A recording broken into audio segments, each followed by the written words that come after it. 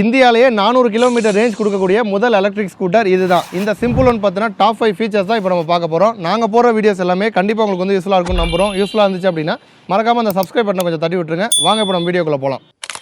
First point, lighting செம்மையாக இருக்குங்க. ஷார்ப்பாக இருக்குது, சேம் டைம் போல்டாக இருக்குது. ஸ்கூட்டராக இருந்தாலுமே கூட ஒரு பைக்குக்கான ஃபீலை நமக்கு வந்து கொடுக்குது. ஃபுல்லாகவே எல்இடி லைட்டிங்காக கொடுத்துருக்காங்க.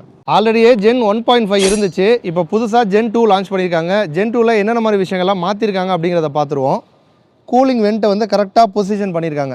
ஜென் 1.5 மாடலில் கூலிங் வெண்ட்டு கீழே இருக்கும். இப்போ கரெக்டாக டச் ஸ்க்ரீன் கொடுத்துருக்கிறதுனால அந்த ஒரு ஆண்ட்ராய்டு கூலிங்காக கரெக்டான இடத்துல பொசிஷன் பண்ணியிருக்காங்க. சீட்டோட ஹைட்டு 12 mm கம்மி பண்ணியிருக்காங்க. புது ஹைட்டு 780 mm. நீங்கள் ஒரு ஆவரேஜ் ஹைட்டில் இருந்தால் கூட உங்களால் ஈஸியாக அந்த சிம்பிள் ஒன்றை ஹேண்டில் பண்ண முடியும்.